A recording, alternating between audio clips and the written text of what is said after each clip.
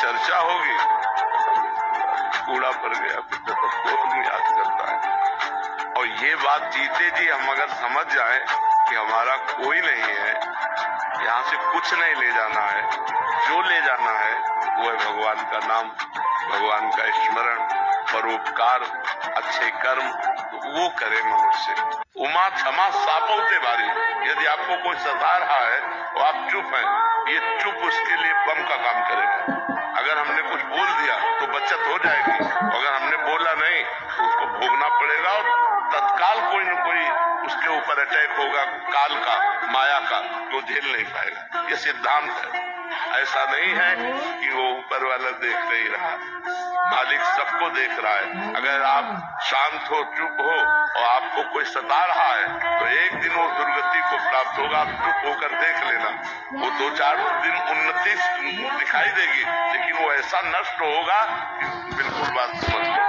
इसलिए सहनशील उन्नति को प्राप्त होता है और क्रोध करने वाला अवनति को प्राप्त होता है। आप सहनशील बनिए।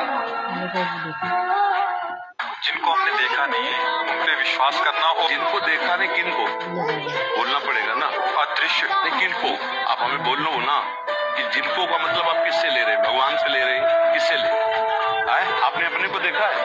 तो जैसे आप बिना अपने को देखे विश्वास कर रहे हैं कि आप हैं, अभी तो अज्ञान से आप अपने को स्त्री मान रहे, लेकिन आप हैं ना, कुछ भी हैं, आप हैं ना, आप मानते हैं ना अपने को। ऐसे वो है जो तुमको पैदा किया है, जो जिसके तुम अंश हो। शरीर को पैदा करने वाला पिता और पिता को पैदा करने वाला भी पिता और सबका परम पिता कोई है ना। तो जैसे तुम हो, अपने को जाना नहीं फिर भी मानते हो, ऐसे मान लो तो तुम जान जाओगे। तो आप अपने को जानते हो, कैसा साल का शरीर है तुम्हारा? 47 साल हो गए 3.5 हाथ के मकान में रहते हुए कभी एक सेकंड अपने आप को नहीं जाना है आप अपने। तो फिर आप कितनी बुद्धि रखती है परमात्मा को जानने की? आप ये कैसे कह सकते हैं कि मैं उसको कैसे मानूं जिसको देखा नहीं? आप अपने को नहीं देखा तो आप मान रही हैं कि आप हैं, और आप ये भी मान रहे हैं कि ये ढांचा आपका नहीं है, ये जलेगा मरेगा। एक समय तुम थी बच्ची, आज थी जवान, धीरे धीरे वृद्धावस्था, धीरे धीरे मृत्यु, तो ये जलेगा ना, जैसे दूसरों को जलता है ऐसे जलेगा। तुम जलने वाली नहीं हो, इसलिए नाम जप करो, संतों की बात मान जाओ, तर्क करने की जरूरत नहीं। रिश्वत नहीं लेने का एक संकल्प लिया था, बट अभी पैसों की कमी हुई तो हमने रिश्वत ले ली महाराज जी, और जहाँ हूँ वहाँ ये सब एक आम बात है महाराज जी। अभी जब से लेना शुरू किया या लिया है तब से पूजा पाठ और परिवार में मतलब ठीक नहीं हो रहा। आप जिस डिपार्टमेंट में भी हो, आपका वेतन तो निश्चित है ना। आप अपने वेतन से क्यों नहीं अपने परिवार का पोषण करते? वेतन से अधिक हमें जरूरत नहीं। मोटरसाइकिल से नहीं चल पाओगे तो साइकिल से तो चल लोगे ना, उससे शरीर स्वस्थ रहेगा। और हराम की मोटरसाइकिल लोगे तो एक्सीडेंट हो जाएगा, चलने लायक नहीं रहोगे।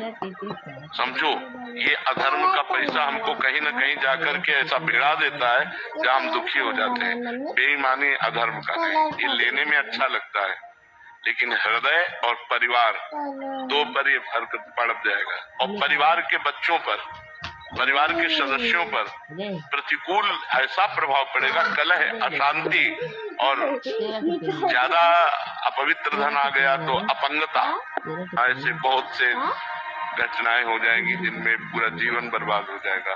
100 रुपया कमाओ लेकिन धर्म पूर्वक कमा के लाओ। उस 100 रुपया से परिवार का पोषण करोगे तो सबकी बुद्धि शुद्ध रहेगी, सब प्रसन्न रहेंगे, सब स्वस्थ रहेंगे। 1 लाख कमा के लाओगे, अस्वस्थ हो जाएंगे, बुद्धि खराब हो जाएगी। ईमानदारी का पैसा, वो भले साइकिल से चलो, भले दाल रोटी खाओ, भले साधारण कपड़े पहनो, सुख से रहोगे, शांति से रहोगे। सहजता से दे रहा है कोई? सहजता से कौन देता है? सब अंदर से पीड़ित होकर के देते हैं। सहजता से कोई घूस देता है? सहजता से वो तुम्हें केवल बातें बनाने के लिए कह सकते हो कि भाई उसने प्रसन्नता से कोई घूस देता है? पापी पुरुष, अधर्मी पुरुष, वो हर्षित होकर देते, क्योंकि 50 करोड़ मार रहा है बेईमानी से। तो वो बेईमानी का धन जब तुम्हारे पास जाएगा तो तुम्हारी बुद्धि को फेल कर देगा, तुम्हारे परिवार को फेल कर देगा। हमारी